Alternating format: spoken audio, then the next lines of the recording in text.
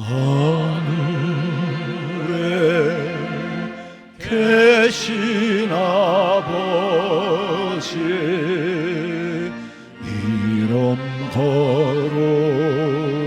거룩하사 주님 나라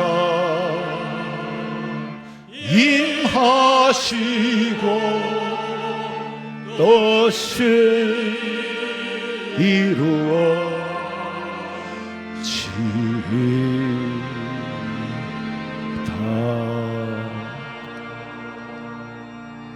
여호와여, 나의 말에 귀를 기울이사 나의 심정을 헤아려 주소서. 나의 왕 나의 하나님이여, 내가 부르짖는 소리를 들으소서. 내가 주께 기도하나이다. 여호와여, 아침에 주께서 나의 소리를 들으시리니 아침에 내가 주께 기도하고 바라리이다. 오늘도 하나님, 주의 성전에 올라가자 할 때 주의 성전에 가는 날을 사모하며 기다리다가 일찍이 일어나서 꽃단장을 하고 기쁨으로 주의 전에 나와 포성 가운데 예배하는 것이 아니라 평화 가운데 예배할 수 있는 은혜 주신 것을 감사하오니 아버지 영광 거두어 주시옵시고, 영과 진리로 예배할 때에 성도들의 심령 속에 마귀 사탄이 역사하지 못하도록 온전한 예배가 되도록 성령 하나님 허락해 주시옵소서. 다시 오실 예수님의 이름으로 기도하옵나이다. 아멘.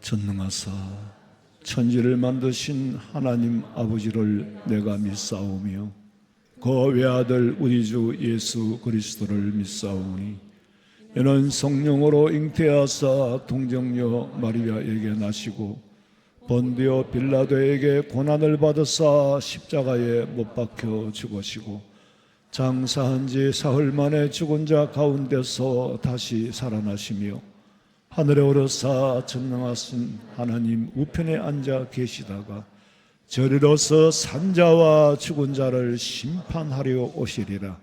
성령을 믿사오며 거룩한 공회와 성도가 서로 교통하는 것과 죄를 사하여 주시는 것과 몸이 다시 사는 것과 영원히 사는 것을 믿사옵나이다. 아멘.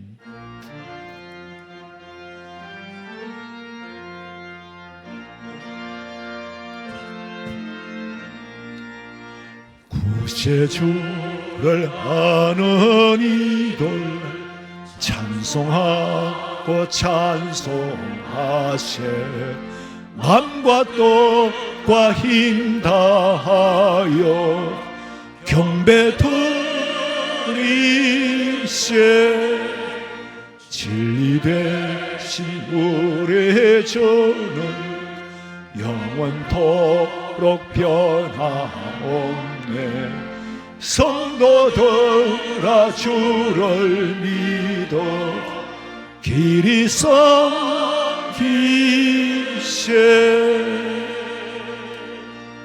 지존자여, 십연금과 비파와 수금으로 여호와께 감사하며 주의 이름을 찬양하고 아침마다 주의 인자하심을 알리며 밤마다 주의 성실하심을 베풀니 좋으니이다. 여호와여, 주께서 행하신 일로 나를 기쁘게 하셨으니 주의 손이 행하신 일로 말미암아 내가 높이 외치리이다. 의인은 종려나무같이 번성하며 레바논의 백향목같이 성장하리로다. 이는 여호와의 집에 심겼으며 우리 하나님의 뜰 안에서 번성하리로다. 아멘.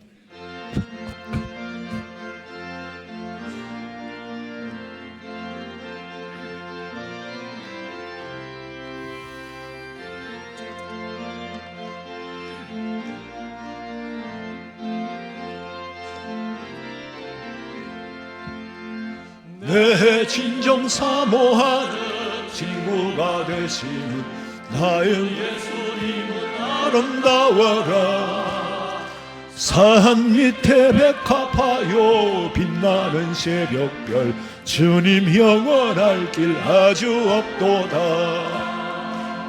내 맘이 아플 적에 큰 위로 되시며 나 외로울 때 좋은 친구라. 저는 저 산 밑에 백합 빛나는 새벽별 이 땅 위에 비길 것이 없도다. 내 맘의 모든 염려 이 세상 고락도 주님 항상 같이 하여 주시고, 시험을 당할 때에 악마의 계교를 적시 물리치사 날 지키시네. 온 세상 날 버려도 주 예수 안 버려 끝까지 나를 돌아보시니. 주는 저 산 밑에 백합 빛나는 새벽별 이 땅 위에 비길 것이 없도다. 내 맘을 다하여서 주님을 따르면 길이 길이 나를 사랑하리니. 물불이 두렵지 않고 창금도 겁없네. 주는 높은 산성 내 앞에시라. 내 영혼 먹이시는 그 은혜 누리고 나 친히 주를 뵙기 원하네. 저는 저 산 밑에 백합 빛나는 새벽별 이 땅 위에 비길 것이 없도다.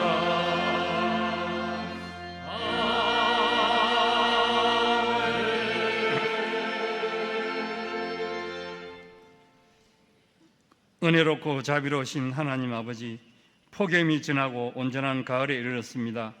올해도 주님의 한량없는 사랑과 은혜로 풍성한 결실을 맺게 하심에 감사를 드립니다. 만세전에 저들을 택하사 주님의 자녀 삼으시고 십자가 보혈로 구원케 하시고 주님을 아바 아버지라 부를 수 있도록 하라심에 감사를 드립니다. 오늘도 거룩한 주일을 허락하사 저들을 성전으로 인도하시고 찬양과 기도로 존귀한 예배를 드릴 수 있도록 성령께서 인도하심에 감사를 드립니다. 자비로우신 하나님 아버지, 주신 말씀대로 살기보다는 세상 일에 파묻혀 세상의 편리함만 추구하였고 주님의 자녀로서 마땅한 삶을 살지 못하였습니다. 세상에서 빛과 소금의 역할을 감당하기보다는 이익에만 급급했습니다. 주님께 온전히 의지하지 않고 힘들어하는 이웃에게 대면대면하게 살았습니다. 이러한 저들의 허물과 죄악을 고백하오니 용서하여 주시옵소서. 이 시간 온 마음과 정성을 다해 드리는 존귀한 예배가 되기를 간구하며 주시는 말씀에 아멘으로 화답하여 주님의 이름을 높이며 저들의 마음이 주님께 늘 향하기를 소원합니다. 전지전능하신 주님, 온갖 재난과 전쟁과 기근 등 광야 같은 삶 가운데서도 주님께서 눈동자까지 지켜주심에 감사를 드리며 30년 전에 이곳에 성전을 허락하사 연년 부흥성장케 하심에 감사를 드립니다. 저들은 앞서간 선진들의 기도와 헌신의 열매를 따먹으며 이처럼 좋은 환경과 믿음의 자유 가운데서 믿음 생활을 하고 있습니다. 우리 교회가 물질이 만연한 이 세태 속에서도 구원의 방주로 축복의 통로가 되게 하시고 오직 예수만을 전하는 천국 복음을 전하는 교회가 되게 하옵소서. 주님께 간구하면 상을 주신다고 하였사오니 살아가기에 기도하게 하시고 주님의 한량없는 능력을 믿으며 늘 주님만을 앞세우며 말씀과 기도와 찬양이 넘치는 우리 교회가 되게 하옵소서. 뒷걸음치는 한국교회를 회복하게 하는데 우리 교회를 사용케 하옵소서. 오는 10월 13일에 있을 태신자 초청 주의를 위하여 기도하며 온 힘을 기울이게 하옵소서. 온 성도가 함께 태신자를 작정하고 기도하게 하사 귀하고 귀한 자리에 나올 수 있도록 성령께서 인도하여 주시옵소서. 교회 각 기관들을 질적으로 양적으로 부흥성장케 하시고 특별히 미래 세대를 이끌어갈 주일학교를 부흥성장케 하시며 주일학교가 전도의 초석이 되게 하옵소서. 연로하신 어른들 늘 안위하게 하시며 병중에 있는 성도님들 주님의 성수로 깨끗하게 낫게 하시고 산적한 현안들 간절한 기도로 응답받게 하옵소서.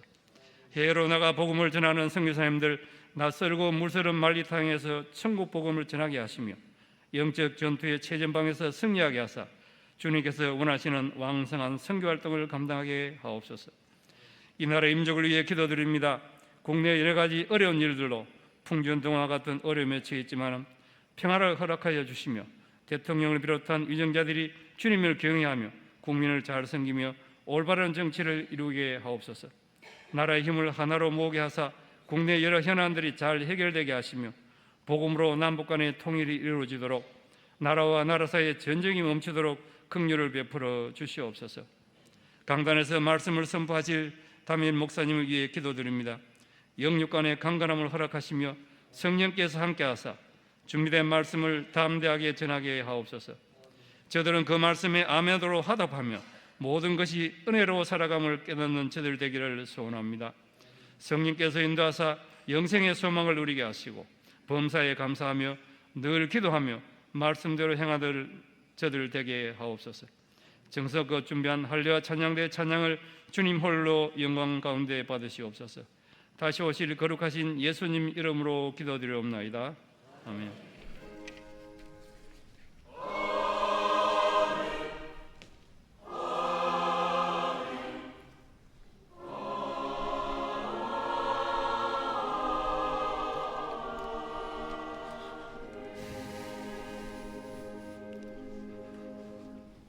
갈라디아서 5장 13절에서 15절 말씀까지 갈라디아서 5장 13절에서 15절 말씀 우리 다 같이 한 목소리로 읽겠습니다. 형제들아 너희가 자유를 위하여 부르심을 입었으나 그러나 그 자유로 육체의 기회를 삼지 말고 오직 사랑으로 서로 종노릇하라. 온 율법은 내 이웃 사랑하기를 네 자신같이 하라 하신 말씀에서 이루어졌나니 만일 서로 물고 먹으면 피차 멸망할까 조심하라. 아멘. 준비하신 예물 드리겠습니다.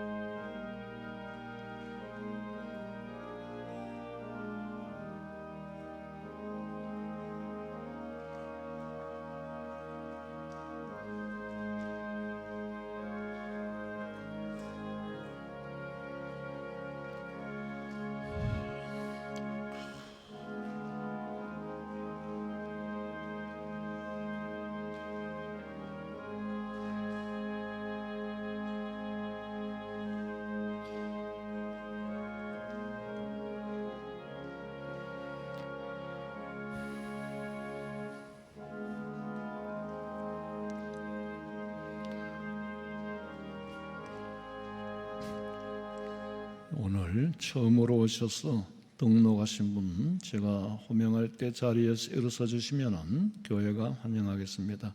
김도휘 집사님이 인도하셨습니다. 김상병님,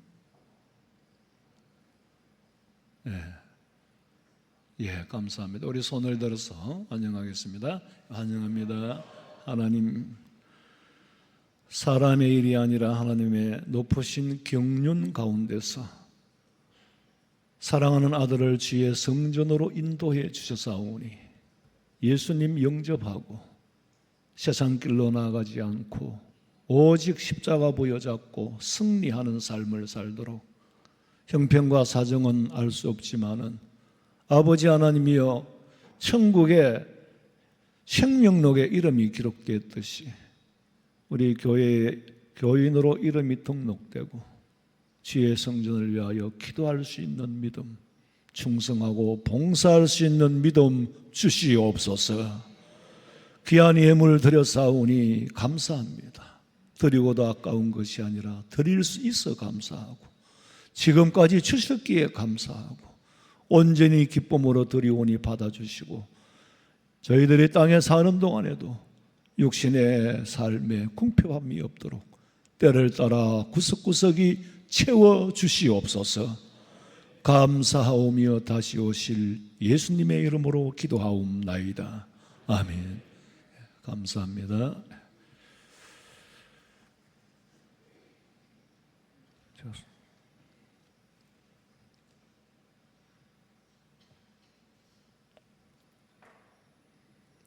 광고 시간입니다. 주보 16면과 17면을 참고하시기 바랍니다.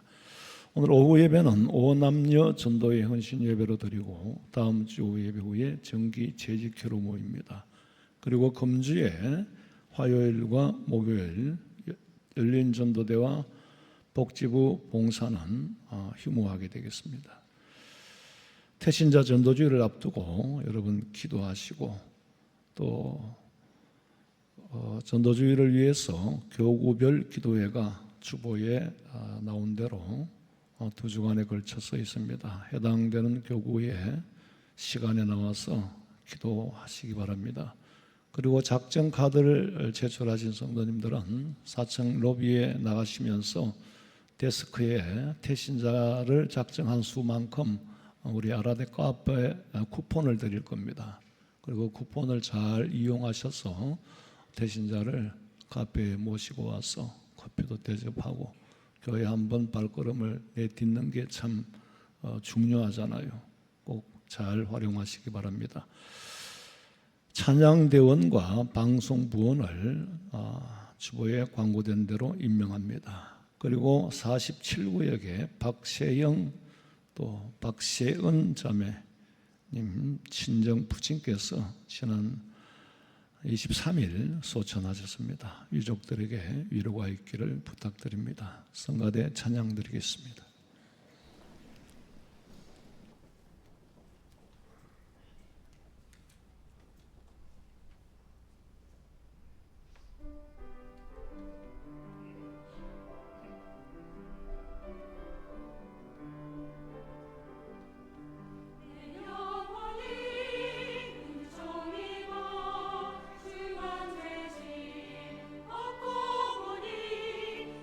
슬픈 마음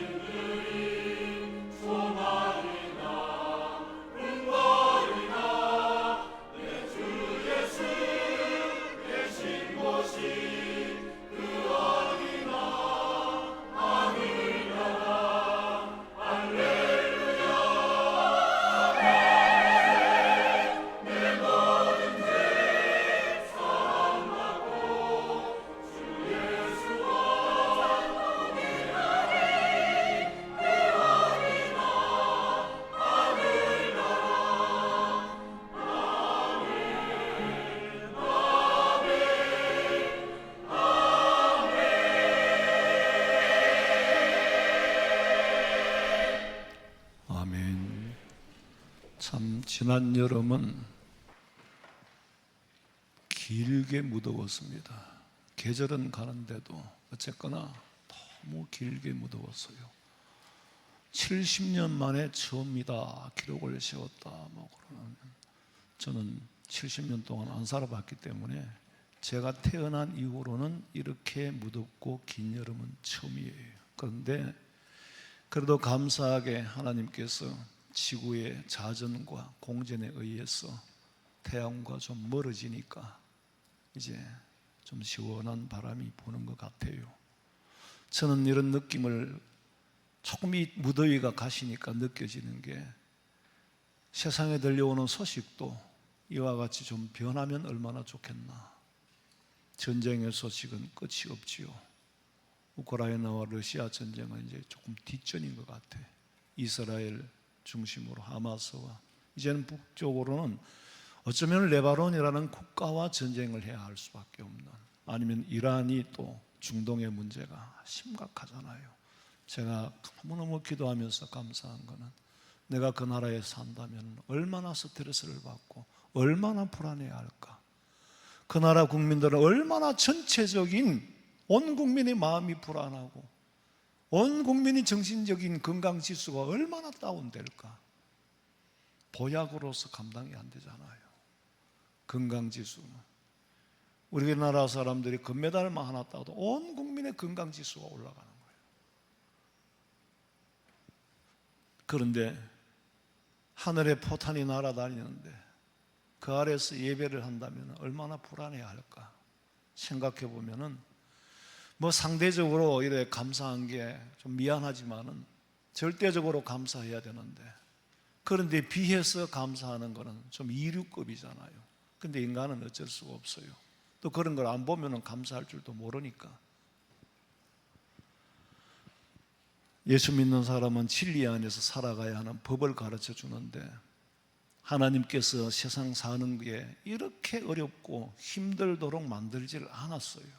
그런데 아담의 범죄 이후로 끝이 아니라 원죄를 가지고 사는 인간들은 계속해서 죄를 짓고 살아요. 사람 사는 게 이렇게 어렵고 고달프게 살도록 만들질 않았는데, 아담 이후의 인간들은 하나님의 법을 이탈하여 살고 싶은 육신의 정욕 때문에, 우리 가운데 있는 죄 때문에, 그래서 이렇게 사는 게 고달픈 거예요. 그리스도인의 자유라는 것은 하나님의 영역 안에 있습니다. 하나님께서 정해주신 구역을 이탈하거나 벗어나면은 자유가 아니라 방종인 거예요. 여러분 잘 아시는 대로 정채봉 선생이 쓴 콧둘레가 일을 한다, 제가 여러 번 설명을 했습니다. 그런데 성경을 읽을 때 또 생각나고 또 생각이 나요. 송아지도 쌍둥이를 낳을 수가 있어요. 주인이, 송아지는 콧둘레를 안 했을 때까지는 송아지예요. 중소가 되면 콧둘레를 합니다. 중소가 되려고 하면은. 근데 주인이 이제 콧둘레를 해야 소의 역할을 하는 거예요.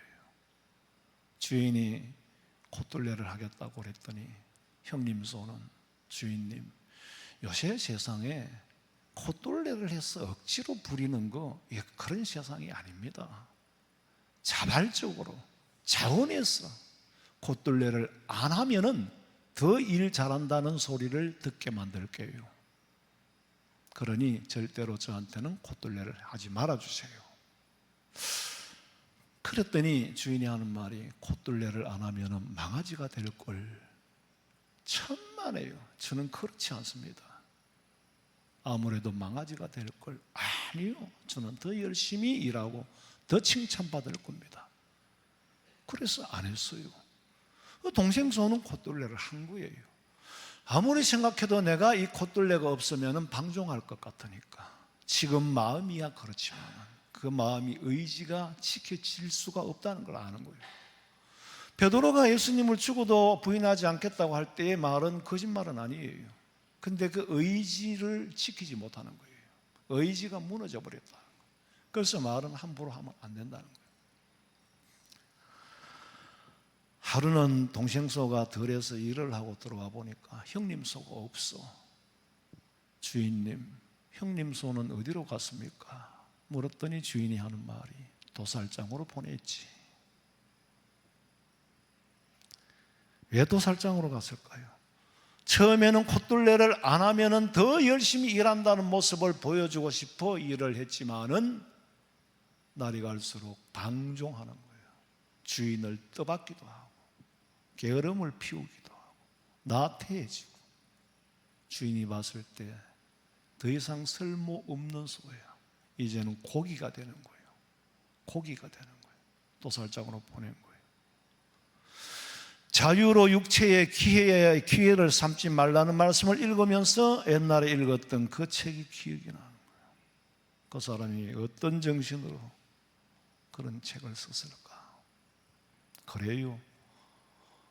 톨스토이가 쓴 독서의 바퀴 책은 제가 여러 수십 번 예를 들었는데, 결국에는 이 콧둘레를 한 것처럼 인간은 누구에겐가 매이지 않으면 안 된다. 그 누구에겐가 노예가 되지 않으면 안 된다. 문제는, 중요한 것은 누구에게 매이느냐라는 게 중요하다. 우리는 그리스도에게 스스로 매인 종이 되기를 주님의 이름으로 축원합니다. 내가 나를 감당할 수가 없어요. 내가 내 마음을 지킬 수가 없어요.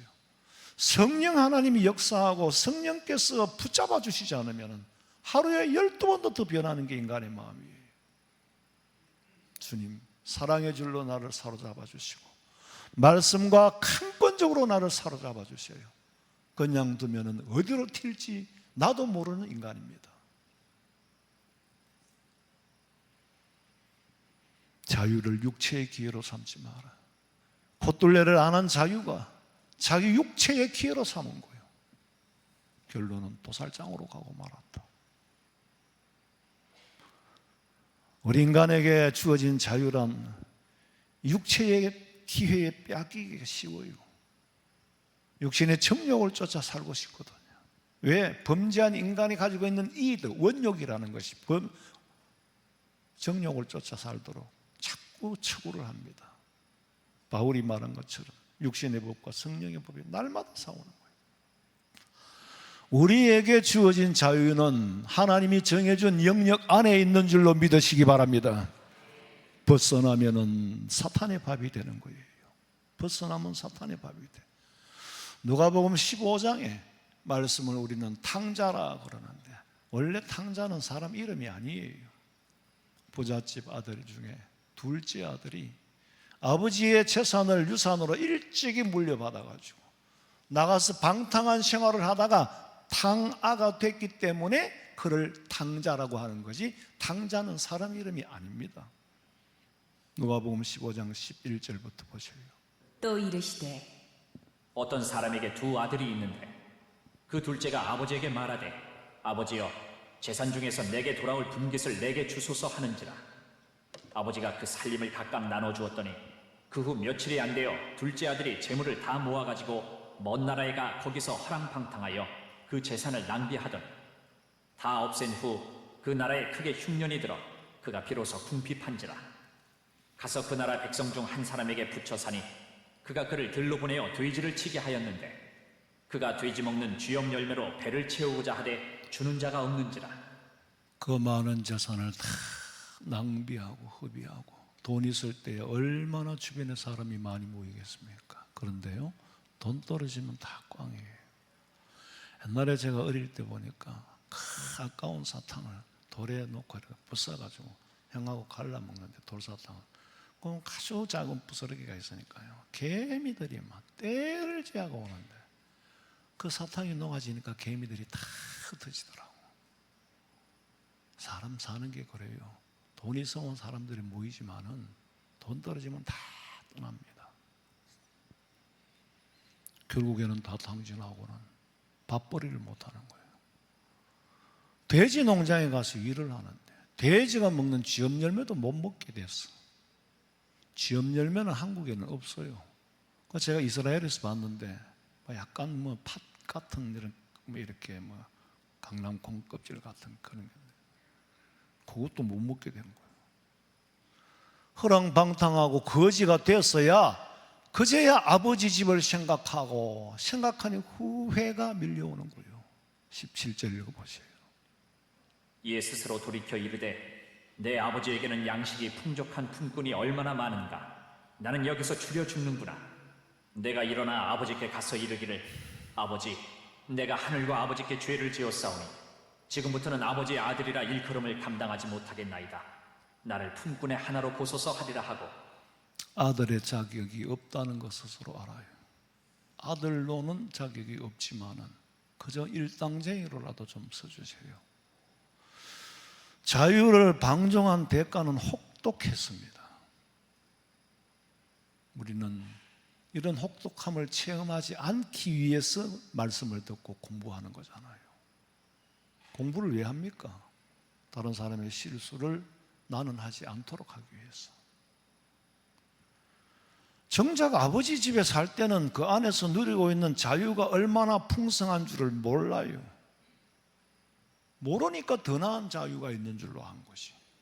더 나은 자유를 찾아가는 거예요. 더 나은 자유가 뭐냐? 아버지의 간섭을 안 받고 사는 게 더 나은 자유라고 생각하는 거예요. 만약에 가난해서 먹을 게 없었다면 먹을 것만 주고 배만 부르면 충족했을 거예요. 배가 부르고 나니까 아버지 간섭이 싫다는 거예요.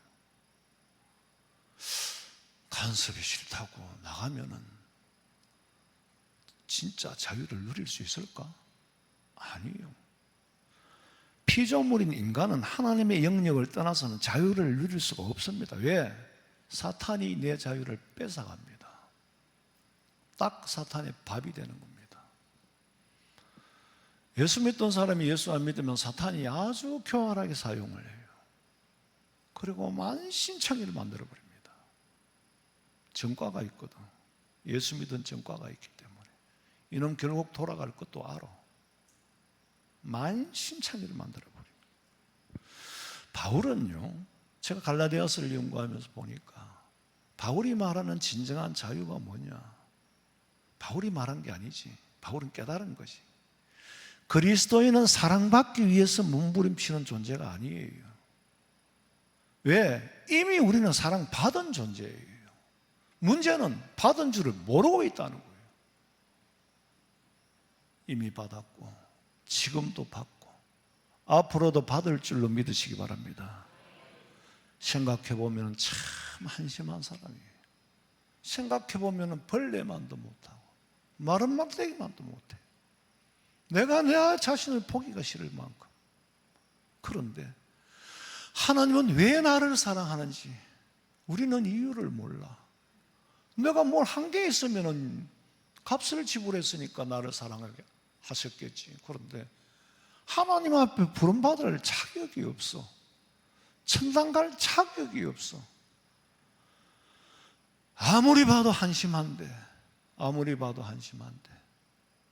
나를 위하여, 내 죄값을 위하여 예수님이 죽어주시고 나를 구원해 주셨으니까 그 십자가의 도를 깨달을 때마다 내 입에서는 찬송이 나옵니다.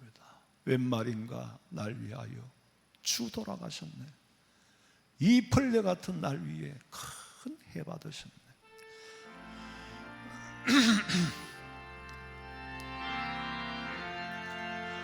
웬 말인가 날 위하여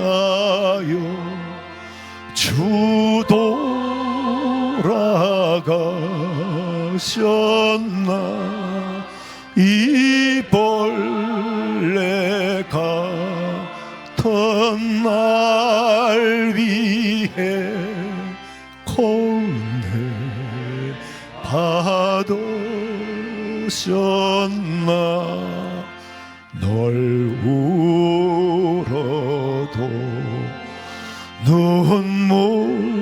눈물로서 못 갚을 줄 알아.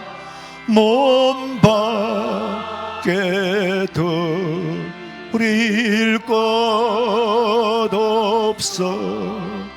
이 몸 바칩니다. 없습니다. 세상에 걱정 근심 없는 사람 아무도 없어요. 그런데요, 사실은 그것도 걱정이고 그것도 근심이지요. 사람들은 누구든지 내가 안고 있는 걱정 근심 제일 커요. 누가 뭐라 그래도 내한테는 커요. 그런데 이건 결국에는 없어질 근심이에요. 우리가 보통 걱정이라 그러면은 잠시 걱정하다가 시간이 지나면 해결되는데, 근심은 가슴에 품고 사는 거잖아요. 근데 이 근심이 언제 없어지느냐? 결국 사라져요. 내가 죽는 날 천당 가면 이거는 없어지는 겁니다. 문제는 이 땅에서는 지금 어떻게 살든지 결국에는 다 사라지고 없어질 걱정 근심이나, 천국 준비하지 못하고 살면은 그거는 심각한 문제잖아요. 이 땅의 건 영원하지 않아요. 잠시 잠깐 오면 다 사라지지만, 구원받지 못하고 지옥에 간다고 생각해 보세요. 그 범위가 어느 정도인지 제가 감히 입으로 말로 못하겠네요.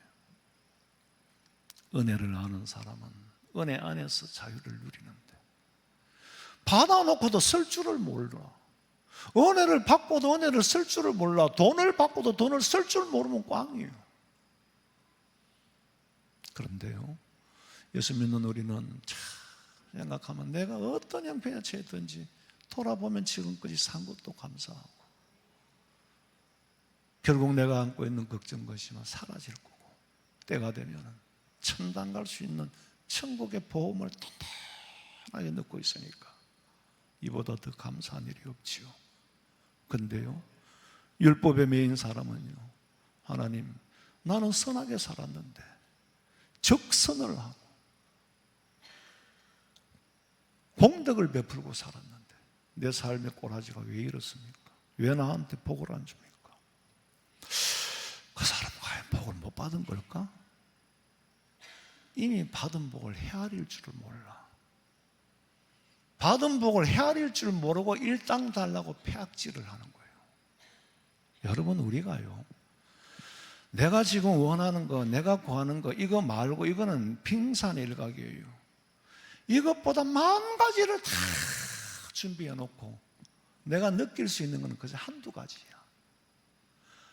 그 정도, 그것도 없으면 기도도 안 할 거야.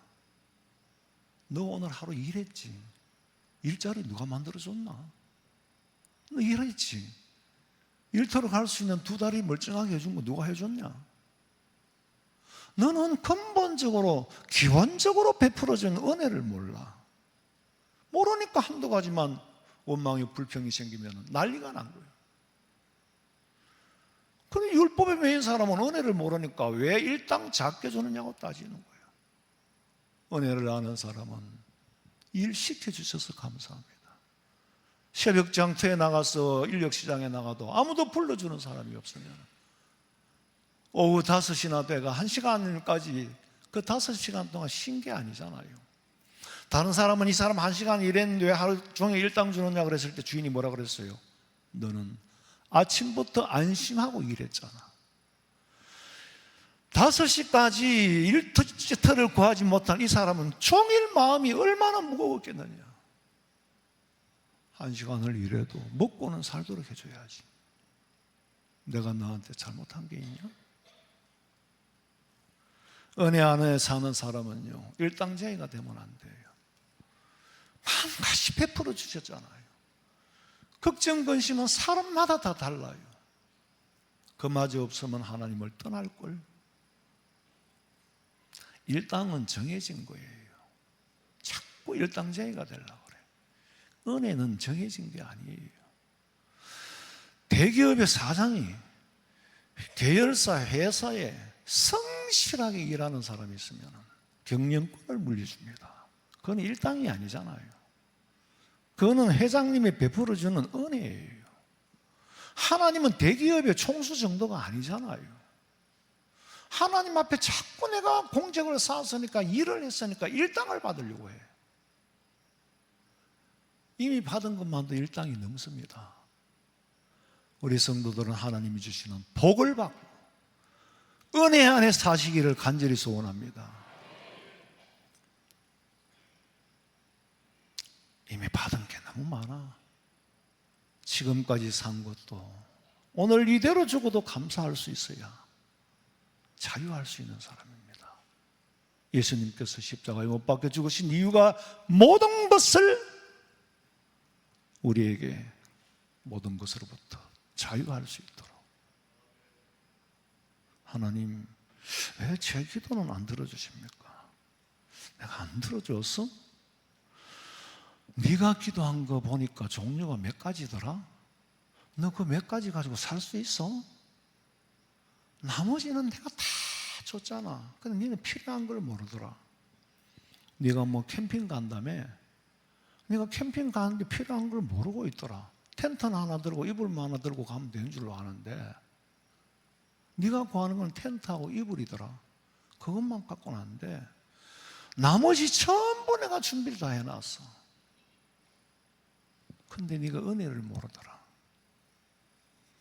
네가 그리고 구하는 게 정당하냐? 하나님, 돈 주세요, 돈 주세요. 왜? 어디 쓰려고? 애들이 아버지한테 용돈 달라고 그러면은 뭐 잔돈은 줘요. 사사건건이 물으면 애도 지 사생활이 있는데 말하기가 귀찮을 거 아니에요. 근데 좀 큰 돈은 문제가 달라요. 왜? 이거를 좋은 데서도 뭐 알아야 되고 잘못하면 나쁜 데 쓰면 심각한 문제가 생기잖아요. 돈의 문제가 아니라 질의 문제예요. 반드시 묻습니다. 어디에 쓰려고? 하나님이 우리가 구하는 것을 어디에 쓰려고 묻는다면 뭐라고 대답할까? 깊이 고민해 보세요. 야고보서 4장 2절. 너희는 욕심을 내어도 얻지 못하여 살인하며 취게 하여도 능히 취하지 못함으로 다투고 싸우는도다. 너희가 얻지 못함은 구하지 아니하기 때문이요 구하여도 받지 못함은 정욕으로 쓰려고 잘못 구하기 때문이라. 잘못 구하기 때문이다. 그러니까 저 같은 사람은 근본적으로 굉장히 죄를 많이 지을 사람이에요. 돈 주면은 틀림없이 죄를 많이 지을 거예요. 정욕으로 쓰려고 잘못 구하고 있다는 거지.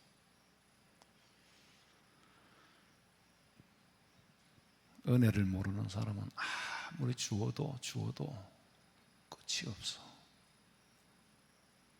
은혜를 아는 사람은 작은 걸 받고도 너무너무 기쁜 거예요.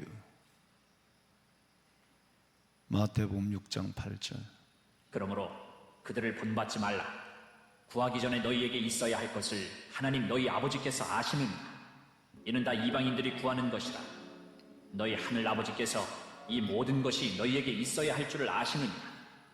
다 알고 계셔요. 너무나도 섬세하고 너무나도 자세하고. 나는 몰랐는데 서풍을 가서 보따리를 풀어보니까 밥만 먹도록 해놓은 게 아니라 그 다음에 모든 걸 어머니가 준비를 다 해놓은 거예요. 우리는 그걸 모르고 살아요. 사람들이 부자가 되면 다 행복한 걸로 생각하고 또 행복하게 보이겠지요. 행복하게 보이는데 돈이 있든 없든 간에 우리가 돈을 쓸 때 기분 좋게 쓸 수 있어야 행복해요. 또 기분 좋게 쓸 수 있는 상황이 돼야 돼. 단돈 100원을 써도 기쁨으로 쓸 수 있는가 하면 100억을 써도 기쁨이 없다면 그저 돈이 필요합니다. 왜?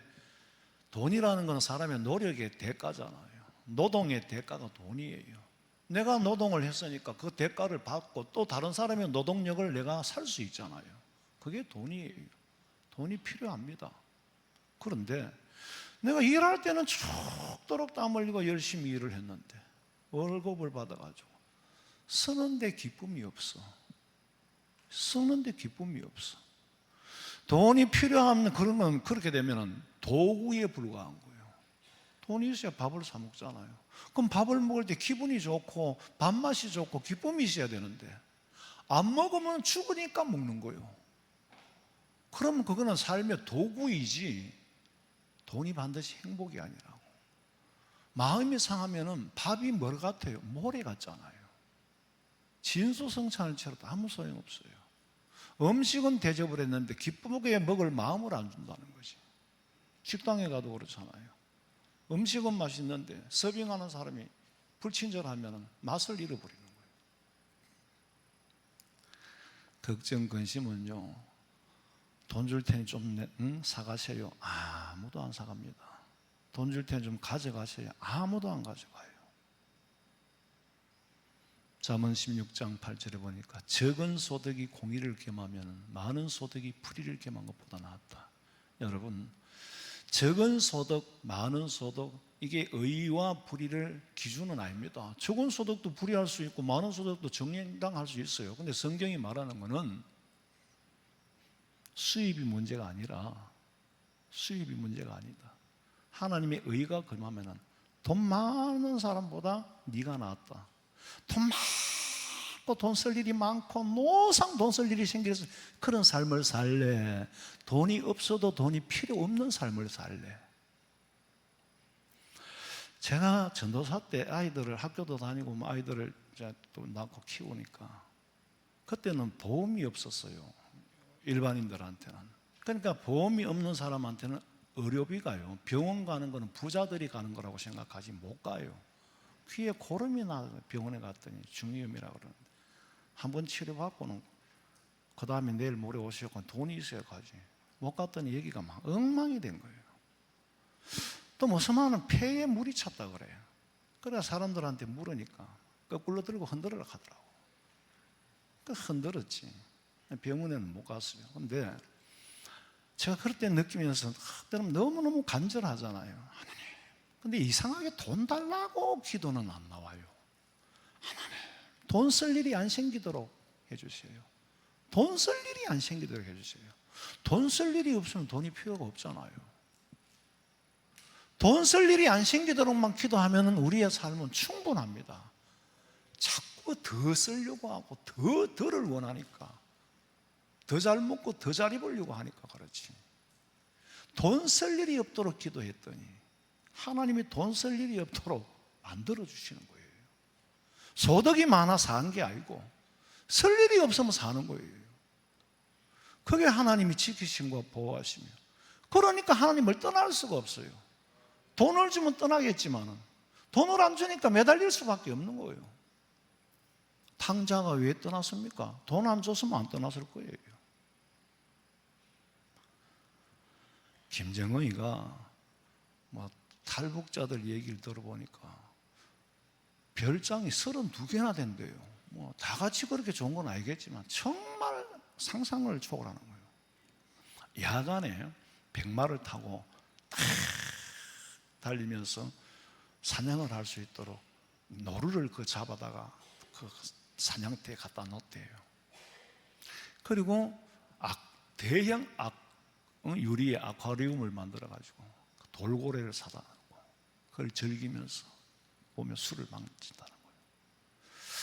그 사람들이 보면 참 행복하겠다. 그런데 저는 내가 김정은 욕을 많이 해요. 하면서도 보면 참 세상에 제일 불쌍한 사람이에요. 제일 불쌍한 사람이라니까. 남 보기에는 돌고래 아쿠아리움 앞에서 술을 마시고 와인을 마시면 행복해서 마시는 것처럼 보이지. 그렇게 보일 수밖에 없어요. 그런데 정말 행복할까요? 행복해서 마실까? 괴로워서 마실까? 제가 보기에는 괴로워서 술을 못 끊는 것 같아요. 밤마다 술이 아니면 못 자는 것 같아요. 사냥이 행복해서 사냥을 하면서 즐겁고 행복할까요? 아니에요. 스트레스를 짐승이 주고 피를 흘리는 걸 봐야 풀린다는 거지. 그 자리가 좋은 자리예요. 제가 보기에는 세상에서 제일 욕 많이 얻어먹는 사람도 김정은이고 세상에서 제일 불쌍한 사람도 김정은이요. 그런데 그 세계를 모르는 사람은 세상에서 제일 많은 걸 누리고 사는 줄로 알아요. 사람은 남의 일을 겉으로만 보고 말할 수가 없습니다. 생각을 안 해보세요. 나는 김정은이 같으면 하룻밤도 못 살 것 같아. 그런데 백성들은 행복해 보여. 문제는 어쩌다 보니까 이 권력을 물려받았어. 왜?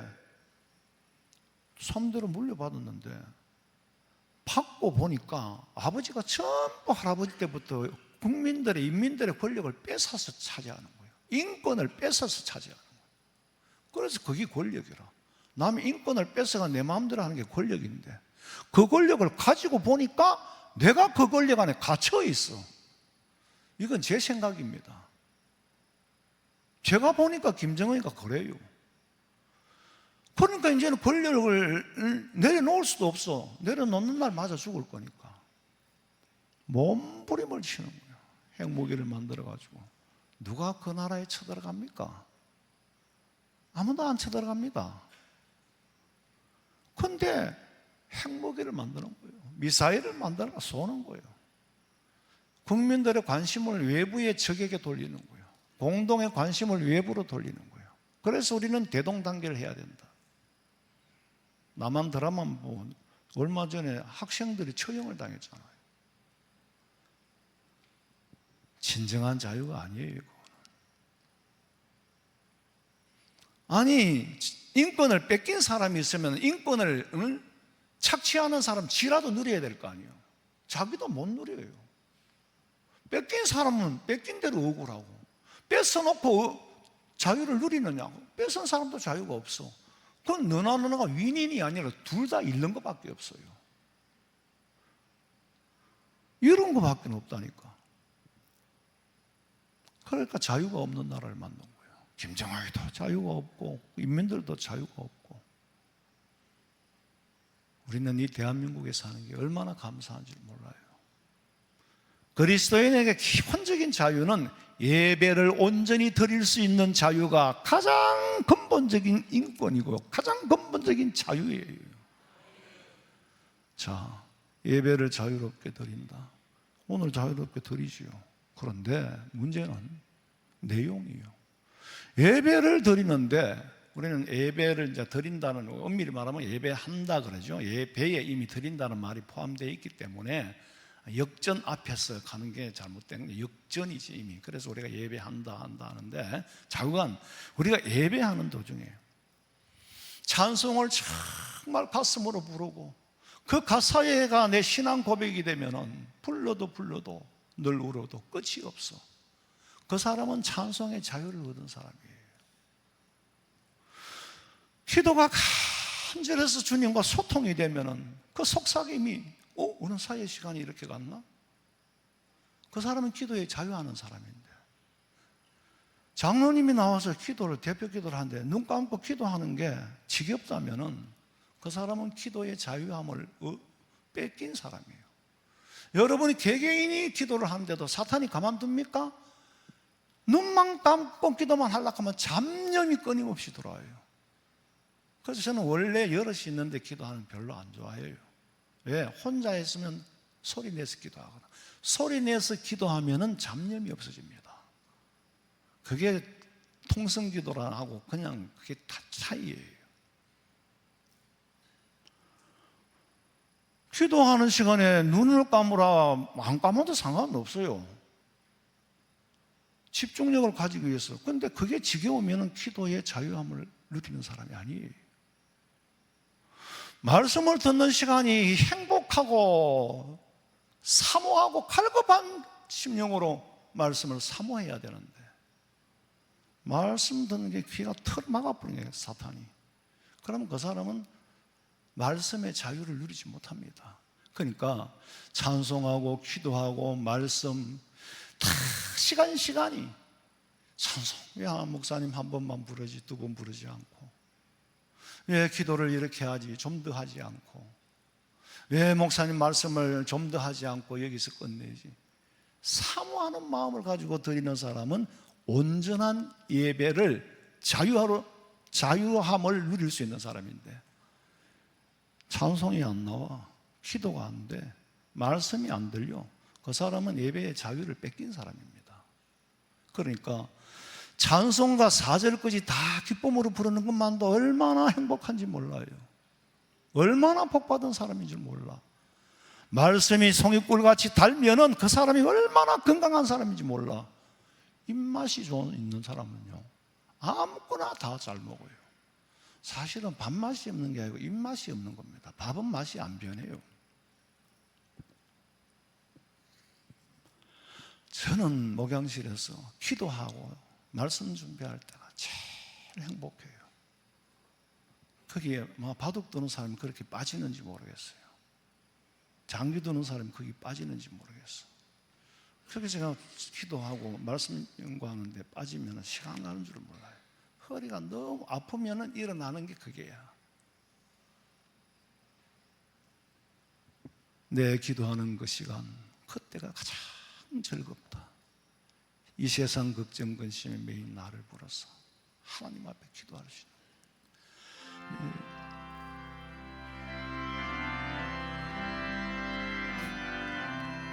내 기도하는 그 시간, 그때가 가장 즐겁다.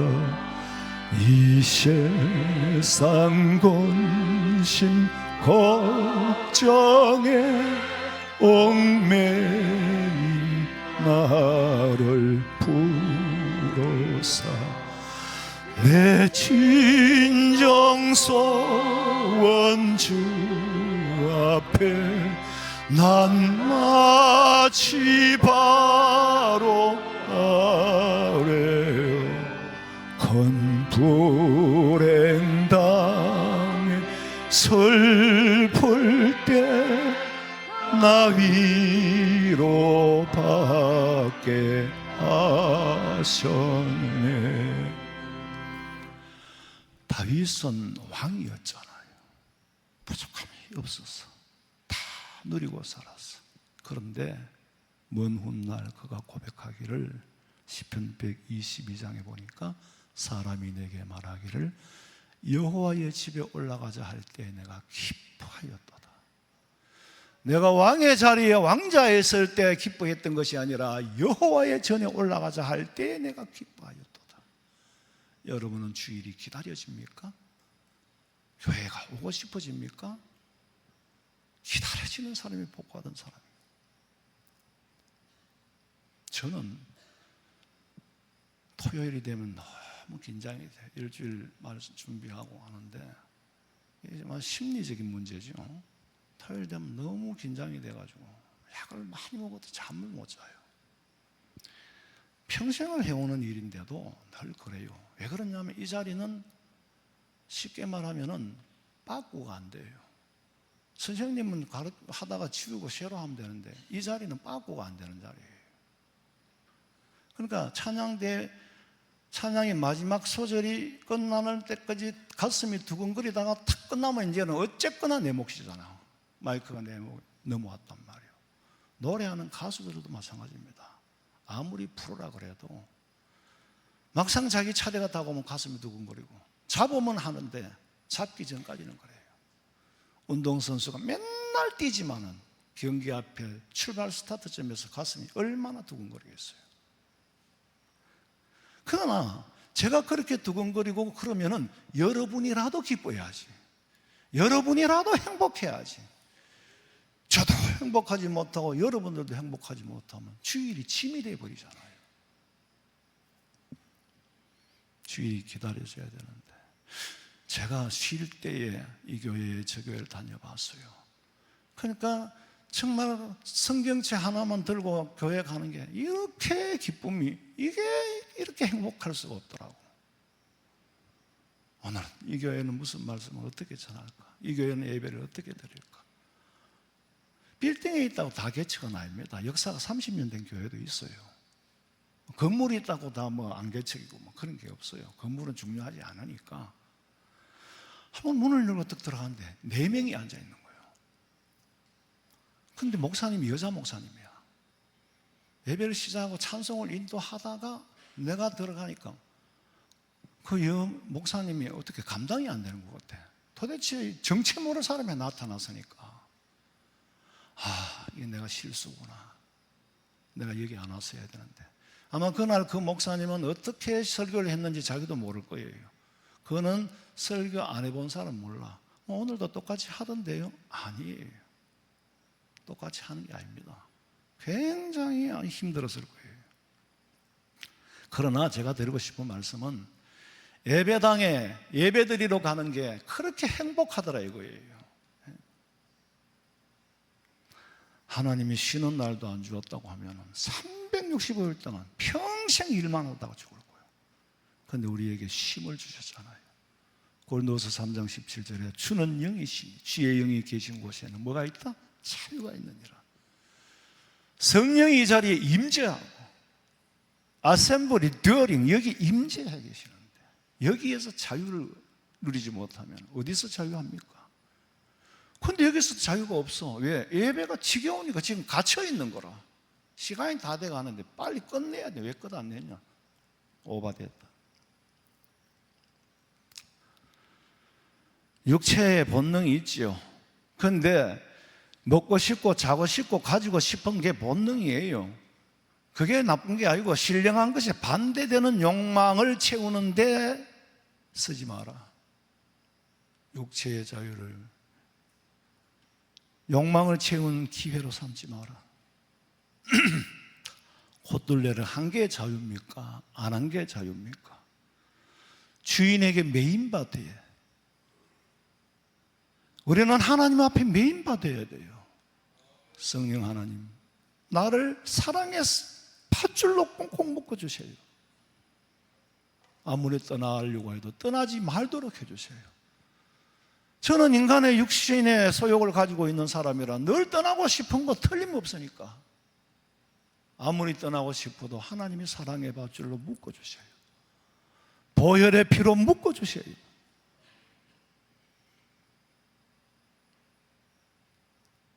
피차 마음도 나누고 사랑도 나누고 봉사하고 희생하고 이것을 말하기를 사랑의 종이라고 말합니다.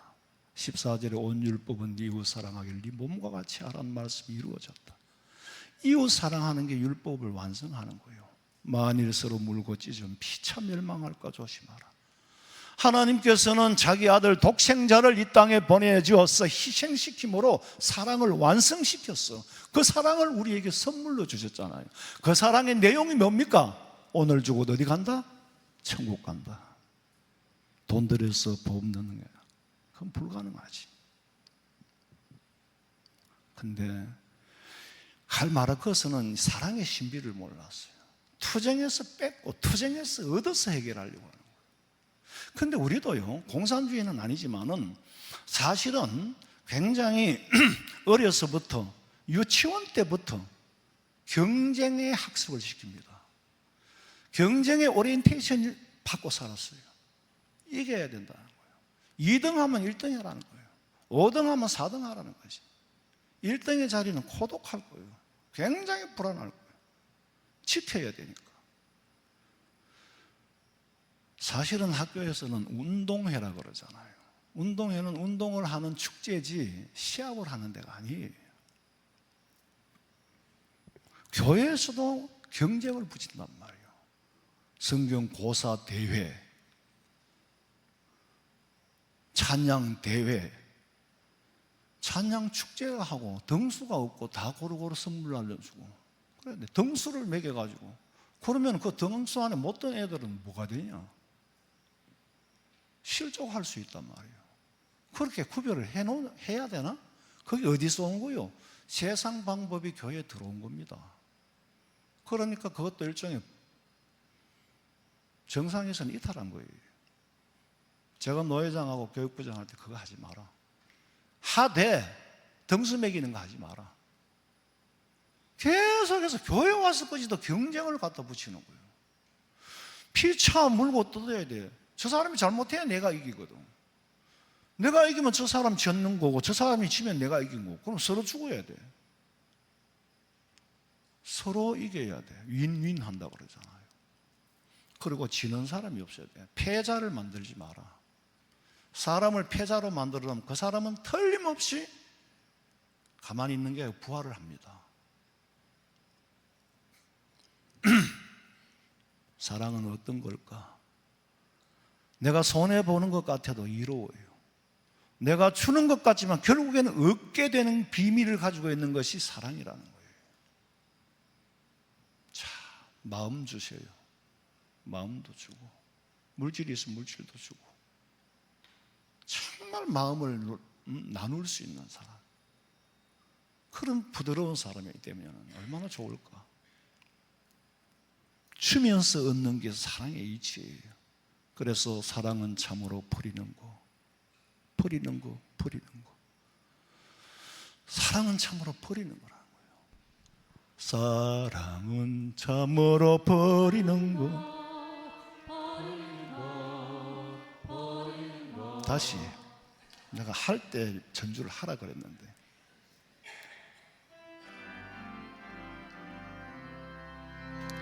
사랑은 참으로 버리는 거. 사랑은 참으로 버리는 거. 더 가지지 않는 것. 이상하다 동정하니 움켜잡으면 없어지고, 쓰고 빌려주면 풍성해져 땅 위에 가득하네. 사랑은 참으로 섬기는 것. 사랑은 참으로 섬기는 것. 가지지 않는 것. 자, 내일 걱정 일랑 버리고 모든 염려 주님께 맡기세. 오, 사랑은 참으로 버리는 것. 가지지 않는 것. 베풀고 희생하는 것이 승리라는 거예요. 그게 사랑의 완성이라는 것이. 그것이 네 이웃을 14절에 온율법은 네 이웃 사랑하기를 네 자신같이 하라 하신 말씀 이루어졌다. 예수님은 이루었어요. 그래서 우리에게 주셨어요. 받은 사랑을 이웃에게 나누어라. 하나님 사랑하는 거, 사람 사랑하는 거예요. 하나님이 나를 사랑하실 때도 성도들로 통해서 나를 사랑하시더라고. 성도들을 통해서 저는 하나님이 참 사랑하는 것 같아요. 너무 부족하지만 너무 많은 사랑을 받고 살아요. 그걸 제가 여러분들을 통해서 다 돌려드려야 되는데 내가 받은 바에 비하면 감당을 못해. 한 50명만 되면 되겠는데 감당이 안 돼. 여러분, 내가 지금 살아서 천국의 소망을 가질 수 있는 것도 하나님의 사랑이 내게 주어졌고, 그걸 누리는 건 사랑의 열매예요. 천국을 보장받아 놓고 누리지 못한다면 자유를 잃은 거고, 여러분, 우리는 천국의 소망을 두고 이 땅에서 고달퍼도 자유를 빼앗기지 마시기를 주님의 이름으로 축원합니다. 하나님, 많은 가지가 다 은혜였습니다. 돌아보면 은혜 아닌 것이 없는데 너무나도 하나님, 우리의 현실과 이 사는 육신의 몸을 가지고 사는 동안에 하나님이 원치 않는 일, 원치 않는 생각, 자유할 수 있도록 그 모든 잡념에서 자유하고 그리스도의 사랑 안에서 자유하게 하여 주시옵소서. 다시 오실 예수님의 이름으로 기도하옵나이다. 아멘.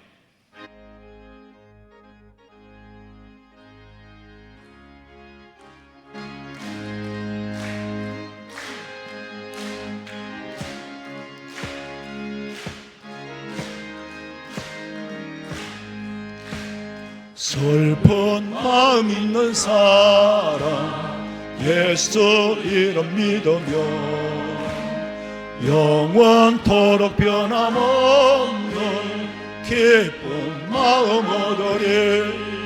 예수의 이름은 세상의 소망이요, 예수의 이름은 천국의 기쁨일세. 거룩하신 주의 이름 너의 방패 삼으라. 환난 시험 당할 때에 주께 기도드려라. 예수의 이름은 세상의 소망이요, 예수의 이름은 천국의 기쁨일세. 존귀하신 주의 이름 우리의 기쁨 되도다. 주의 품에 안길 때에 기뻐 찬송 부르리. 예수의 이름은 세상의 소망이요, 예수의 이름은 천국의 기쁨일세. 우리 갈 길 다 간 후에 보좌 앞에 나가 왕의 왕께 경배하며 멸류관을 돌리리. 예수의 이름은 세상의 소망이요, 예수의 이름은 천국의 기쁨일세. 지금은 우리 주 예수 그리스도의 은혜와 하나님 우리 아버지의 그 놀라우신 사랑과 성령의 위로하심과 교통하심이 우리에게 주어진 자유를 누리며 살기를 소망하는 우리 성도들의 머리 위에, 가정과 직장과 사업장과 자녀들의 앞길 위에 지금으로부터 영원토록 함께 있을지어다. 아멘. 아버지